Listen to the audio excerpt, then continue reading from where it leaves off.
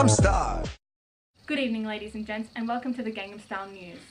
Today, we will be covering a top story about Sydney's football hooligan crisis, where a father of a 6-year-old boy who was hit in the head and a rock during a brawl at a soccer match last night said it was one of the most disgusting things he had ever seen.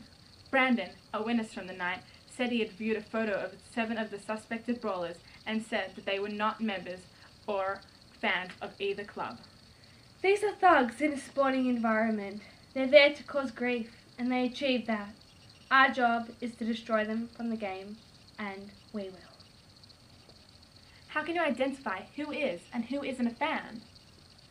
People who are engaged in such behaviour could not be supporters of either team.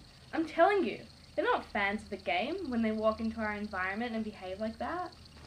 A flare was thrown towards the Sydney Football Club supporters, a handful of whom then began fighting with the alleged hooligans. One was knocked out when a witness said a bin was thrown. Kyle Canning was in the stand at MacArthur Stadium in Sydney's Campbelltown waiting to watch his youngest son Max run onto the field for a halftime exhibition game. When little Max failed to appear, Kyle frantically began looking for his child before he saw him being carried away by his coach, who was screaming, "He's been hit! He's been hit!" I looked at him and he's got this huge lump on his head. I was shocked. I also saw an elderly man who was injured in the brawl and was taken to Campbelltown Hospital after having his head stomped on. I'm Taylor. We'll be hearing the rest of the story after the break. I've always dreamt about doing something more exotic with my life. And with only 50% off, life is just great. Here you go, Rhonda. Oh, thank you, Cartoon. You're looking hum today, like a sunrise. Cartoon, you naughty. Eyes on the road, right? With Gangnam Style News. A devastated Max, who had been excited for weeks to play for the halftime entertainment, was treated by paramedics before his disappointed parents took him home. He and his team had been so excited for weeks. That game was their very first big soccer game, and also the first proper big game me and my family had been to. It is Max's second season of soccer, and he's now too scared to play again. A police continued investigating the brawl and identifying the culprits. I hope those responsible never turn up to another game. I hope they do catch these idiots and ban them for not one season, but for life.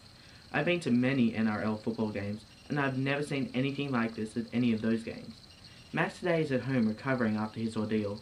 He's okay, just upset that his big night turned out so badly. A furious Sydney CEO, Tony, witnessed the event and said those involved had been identified and would face bans from the A-League for the season. We think we know who was involved on both sides, and those guys had better think about getting Foxtel because that's the only way they're going to be watching one of our games this season. It's a disgrace, an absolute disgrace. The worst thing to see when both clubs are going about trying to attract supporters the right way. I will sit down with the executive chairman tomorrow and make sure we deal with the people responsible in the toughest way.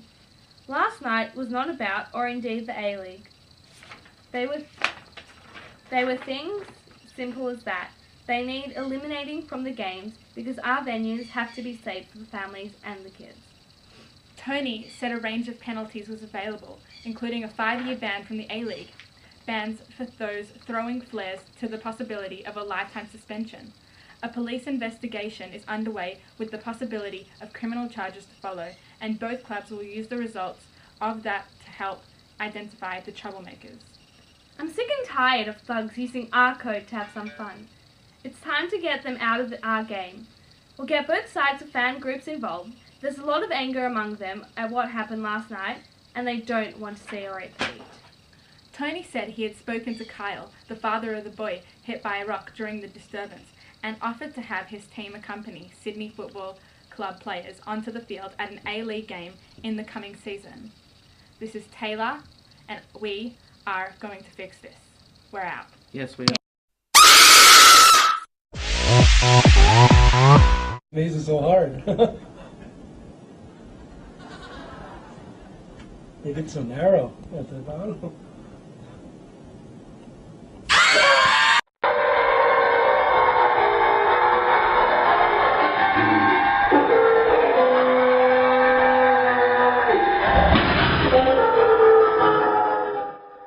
We must stop the hooliganism.